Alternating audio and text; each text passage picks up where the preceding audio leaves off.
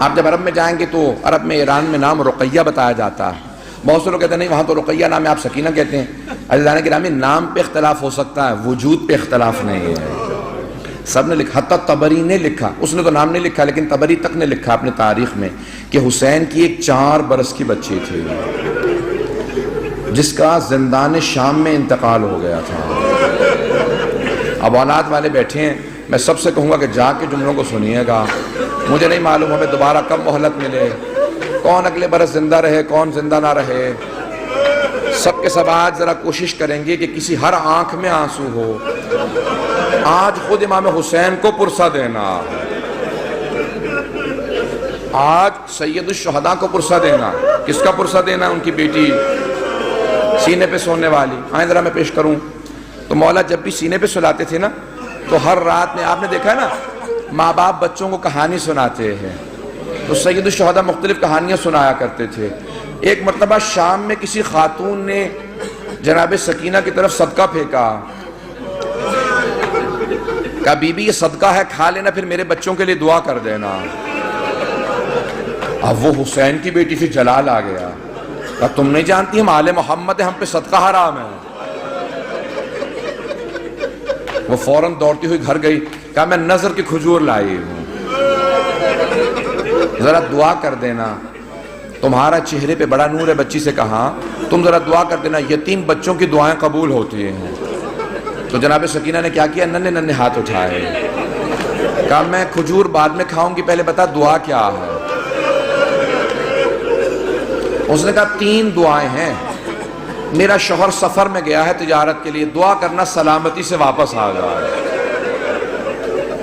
پھر دوسری دعا کہی, پھر تیسری دعا جانتے کیا کہی اس نے؟ میں سارے چھوڑ کے جا رہا ہوں مسائل. کہا کہ تیسری دعا یہ ہے, بس بچی اے بیٹی یہ دعا کر دینا جیسے آپ یتیم ہوئی ہیں, میرے بچے کبھی ایسے یتیم نہ ہوں. اب بی بی کو بہت جلال آیا, حسین کی بیٹی تھی نا, اگر سن سکے میری طرف دیکھ کے سنیے گا. تو ایک جملہ کہا پھوپھی اماں میرے بابا جب مجھے سینے پہ سلاتے تھے نا تو ہر رات ایک کہانی سناتے تھے, انبیاء کی کہانیاں سنایا کرتے تھے. میرے بابا نے مجھے کہانی سنائی تھی, ایک نبی تھے جن کا اللہ نے قرآن میں تذکرہ کیا ہے, حضرت صالح. حضرت صالح کی اونٹنی تھی. پھوپھی اماں میرے بابا کہتے تھے کہ ان کی امت نے اس اونٹنی کو قتل کر دیا تھا, لیکن اللہ نے اس اونٹنی کو ایک بچہ دیا تھا.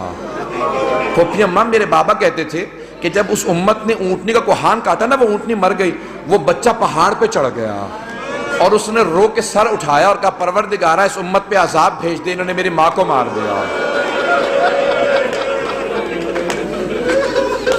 پھوپھی اماں میرے بابا کہتے تھے اللہ نے امت پہ عذاب نازل کر دیا تھا اس بچے کی بددعا کی وجہ سے, اونٹنی کے بچے کی بددعا سے. پھوپھی اماں میں آپ سے ایک سوال کرنا چاہتی ہوں. ابھی بھی سمجھ گئے کہ بچی کو جلال آ گیا. میرے گھر میں بھی بچیاں ہیں, بیوی کے مسائل پڑھے نہیں جاتے مجھ سے. کہ بیوی کیا بات ہے؟ جناب زینب نے پوچھا بیوی کیا بات ہے؟ کہا پھوپھی اماں میں ایک سوال کرنا چاہتی ہوں, مجھے بس اتنا بتا دیں, اس اونٹنی کے بچے کا مقام زیادہ تھا یا میرا مقام زیادہ ہے؟ کہا بیوی کیا بات ہے؟ کہا پھوپھی اماں میں بددعا کروں گی آپ آمین کہیے گا. پھوپھی اماں یہ جو تازیان نے مارتے میں ان کے خلاف بددعا کرنا چاہتی ہوں. جناب زینب نے کہا بی بی بددعا سے پہلے بابا کے سر کو دیکھ لینا, آپ کے بابا نے بددعا نہیں کی. اب کیا کہا جناب سکینہ نے؟ اس بی بی سے, اس خاتون سے کہا اپنی کھجوریں واپس لے جا, میں ویسے دعا کر دوں گی.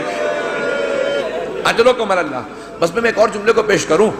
بی بی پہ بڑے مسائل, میں سارے مسائل چھوڑتا ہوا گزر رہا ہوں, پتہ نہیں میں آج پڑھ پاؤں گا کہ نہیں پڑھ پاؤں گا. شہادت میں پوری نہیں پیش کر سکوں گا, مجھے نہیں لگتا کہ میں شہادت پڑھ پاؤں گا. جملے سنیں گے.